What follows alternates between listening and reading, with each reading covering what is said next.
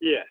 So the last time, so my questions were two. The first one had to do with the ban on school sports here in Ghana since March 2020. It's approaching 2 years since the outbreak of COVID. Yes, I'm hoping I answered that one while we were still online, but I'm happy to recover that. Yeah. Yeah, you did, but then I don't have the video. Okay, let's do that. Yes, I was hoping I could get the response again. Some of us work for TV, so we need a video. Okay. Yeah. So you had some advice for the Ghana Athletics Association about what they could do, or even the government in terms of how they could still keep school children active and be interested in the sport, even though organized school sport at the moment remains suspended.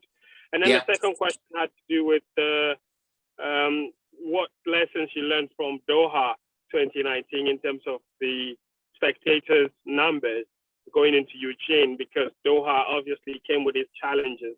If you look at the attendance and you compare that to London 2017, it basically dwarfs in terms of the spectatorship. What lessons did you pick from Doha that you're looking to implement in Eugene, also considering that there are very peculiar challenges right now in Eugene with COVID and all of its accompanying it?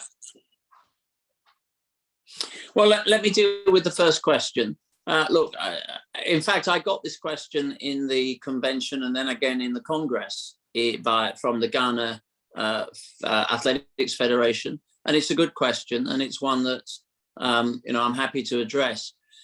Look, in world athletics, we are very aware that different countries have different protocols in order to protect the communities that they have responsibility for.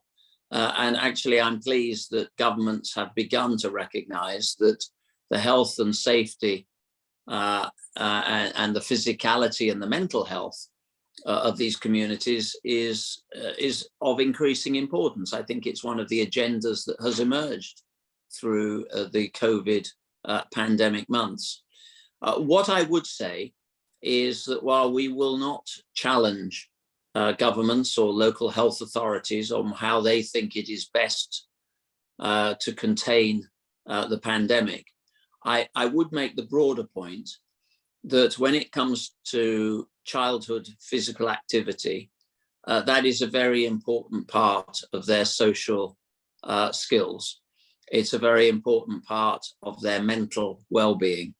So where possible, I will always encourage governments within the realms of safety and all the challenges that they confront to do everything they possibly can to make sure that young people do have a physical outlet, because that physical outlet will help them with their study. It will help them with their self-esteem and their confidence. It will certainly help with their mental well-being. And we have witnessed in countries around the globe mental challenges that young people have faced. Young people have probably been hit as hard by the pandemic with sometimes the interruption or cessation of their studies, sometimes their inability to even leave homes for more than maybe half an hour or an hour a day. And as we all know, we remember being children.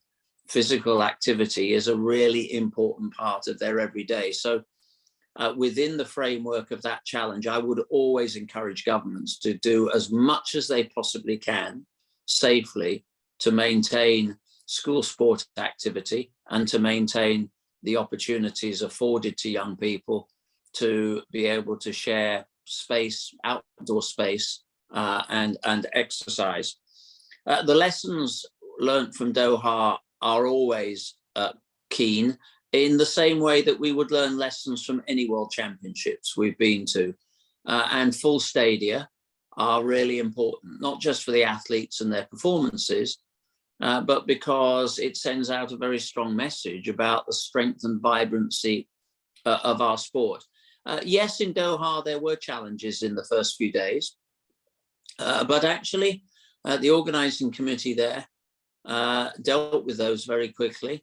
And there were sessions, and there were certainly days in that stadium where we had very healthy crowds. In fact, one night I remember almost a full stadium. So what do we learn more generally? That it is really important that we have the marketing policies in place to sell tickets, that our communication strategies are really sound, that we don't come to ticket sales too late. You need to have a proper strategy in place a year beforehand.